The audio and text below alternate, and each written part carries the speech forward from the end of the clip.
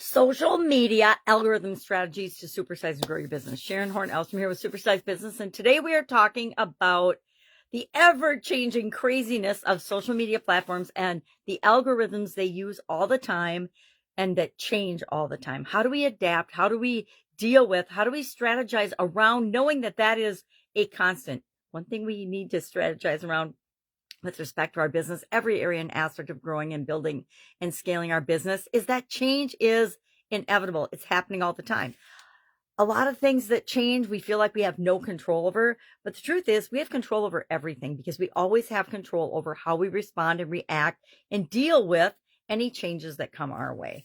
So these crazy algorithms, which definitely are outside of our control, I feel that way quite often dealing with Facebook and working with Facebook as a platform that I record my videos on because it's quick and easy for me given my challenges, my own personal challenges. And it's something I can quickly do every day or every morning to create the content that I want.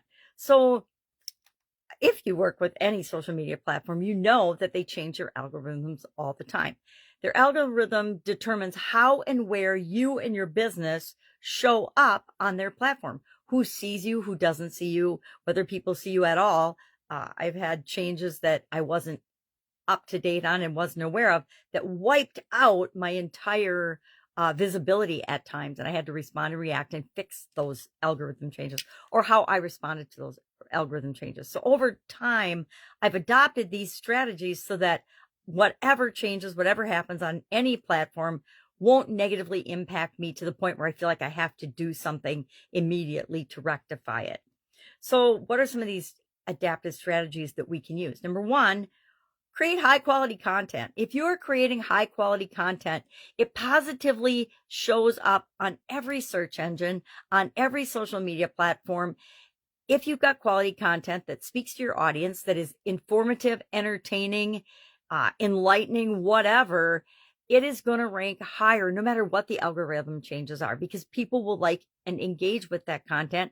And that's what the social media platforms want. They want to be able to show things that are of interest to a particular person, that information.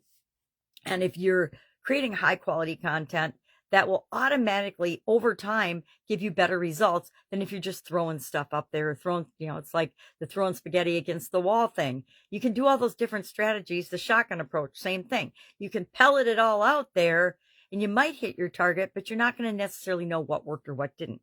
High quality content that speaks to your audience, that solves their problems, that helps them out, that gives them value. And if you can do it in an entertaining way, all the better. Will always give you better results in every area and aspect of life. Guess what? The more we give value to the world, the more value comes back to us for our business and for us as individuals. You want to engage your audience. I on the different platforms, and I guess it's better. In my opinion, it's better to pick and choose a few platforms that you're going to focus on.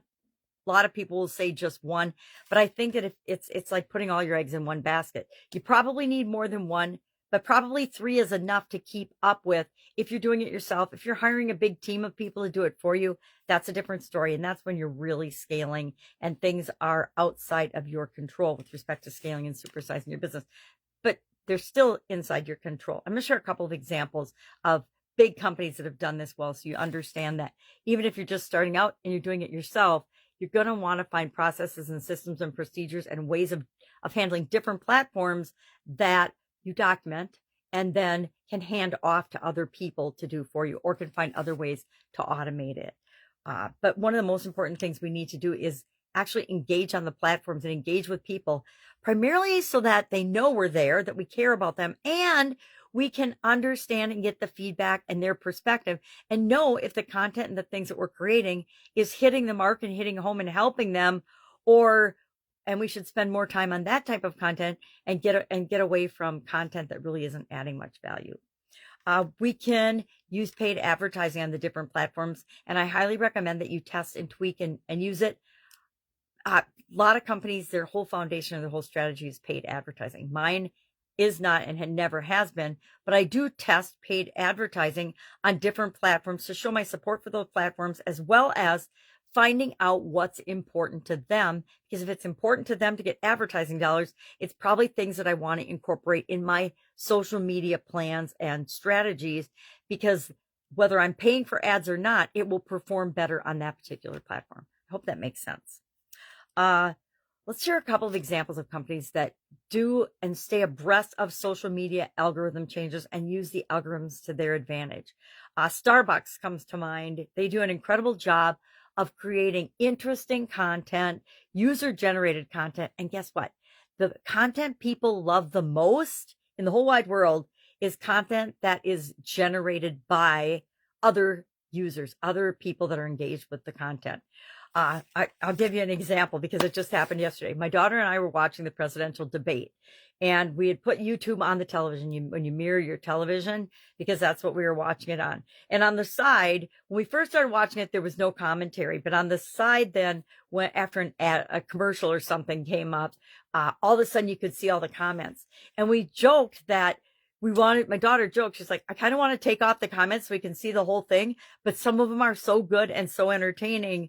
We ended up letting the comments scroll the whole time we were watching the debate, which actually the comments were probably better than the debate in some areas and some aspects. So that's an example of user-generated content. The comments on the debate itself were generated by other people, users, people responding and reacting, sometimes emotionally, to what was being said and shared. And that we found more valuable than the actual debate itself. Interesting, right? Well, guess what? Starbucks is amazing at doing that. Another great example is Wendy's in terms of engagement.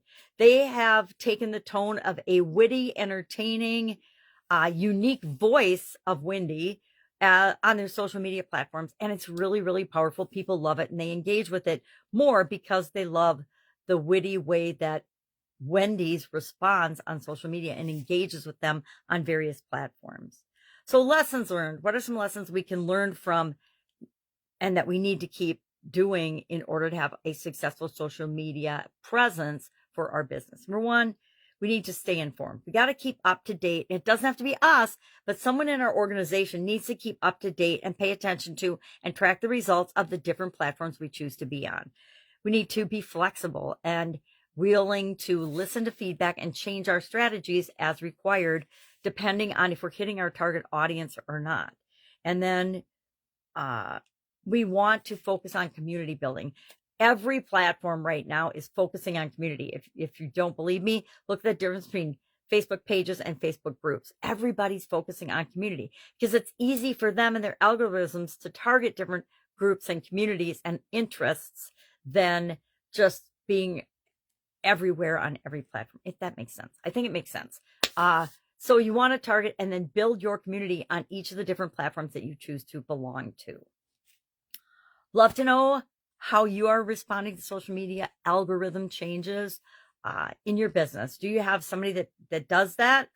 Do you do it? Do you pay attention to it? Or do you just think it's a waste of time? Share in the comments below so we can learn from one another. And I will, of course, be with you tomorrow with another interesting strategy that you can use to supersize and grow your business right now. Have an awesome day.